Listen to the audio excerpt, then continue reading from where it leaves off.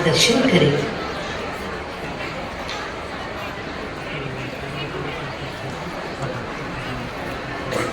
नमस्कार जी।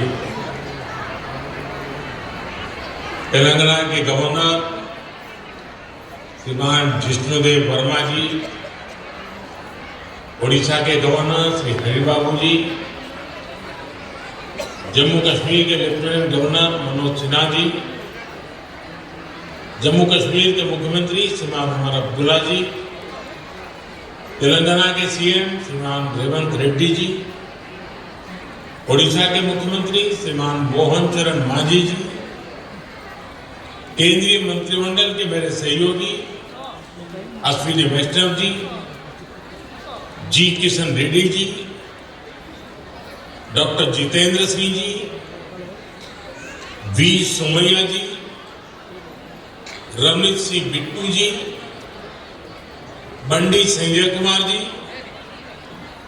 अन्य मंत्रीगण, सांसद विधायकगण, अन्य महानुभाव, देवी और सज्जनों, आज गुरु गोविंद सिंह जी की उनका एक प्रकाश उत्सव,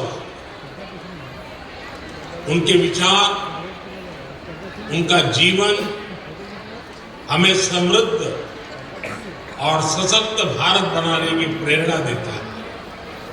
मैं सभी को गुरु गोविंद सिंह जी के प्रकाश उत्सव की शुभकामनाएं देता हूं।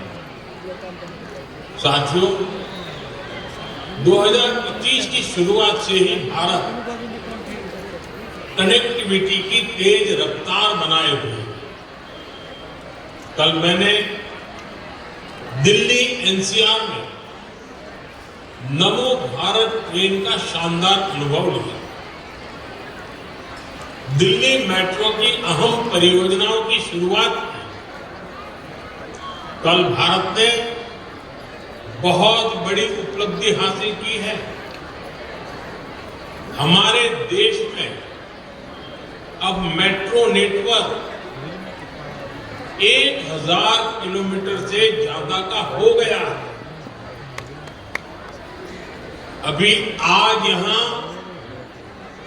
करोड़ों रुपए की परियोजनाओं का लोकार्पण और शिलान्यास हुआ है।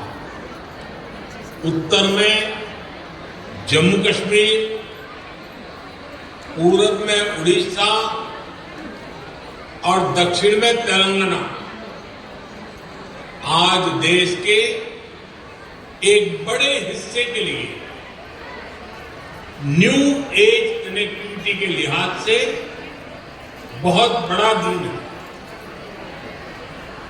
इन तीनों राज्यों में आधुनिक विकास की शुरुआत ये बताता है कि पूरा देश अब एक साथ कदम से कदम मिलाकर आगे बढ़ रहा है। और यही सबका साथ सबका विकास वो मंत्र है जो विकसित भारत के सपने में विश्वास के रंग भर रहा है।